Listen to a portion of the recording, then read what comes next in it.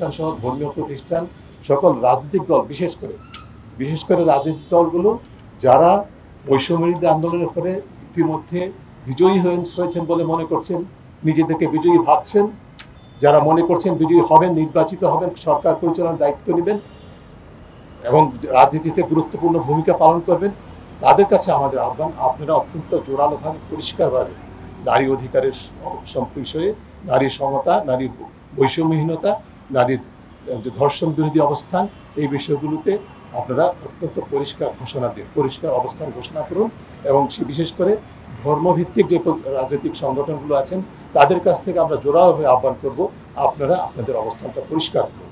কারণ এই যে নারীর প্রতি সহিংসতা, ধর্ষণ সহ ব্যাপকভাবে বৃদ্ধি পাচ্ছে, তার অন্যতম কারণ হচ্ছে যে ধরনের প্রচারণা এই ধরনের সংস্থাগুলোর পক্ষ থেকে হয়, সেটি আসলে এই ধরনের নারী অধিকার হরণকে উস্কে দিচ্ছে। আমরা সেই অবস্থানের পরিবর্তন চাই। এই দায়িত্বটা আপনাদেরকে নিজেদেরকে নিতে হবে।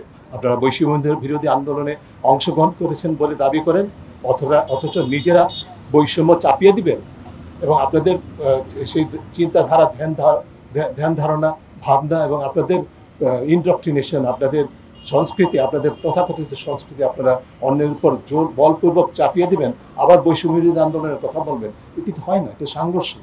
আপনারা এই কাজ করতে পারেন না। আপনাদেরকে সেই অবস্থান থেকে সরে আসতে হবে, নিজেদেরকে আয়নার সামনে দাঁড় করাতে হবে, প্রশ্ন করতে হবে। আপনি যখন বৈষম্য বিরোধী আন্দোলন বলেন, বৈষম্য বিরোধী আন্দোলনে অংশগ্রহণ করেছেন বলে নিজেদেরকে দাবি করেন, তখন আপনার চেতনাটা কোথায় ছিল?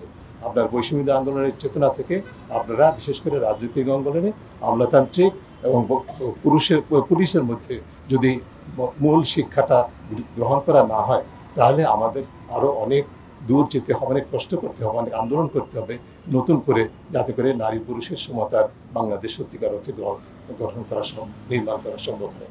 সেই লক্ষ্যে সবাইকে সংঘবদ্ধভাবে আন্দোলনে আহ্বান জানিয়ে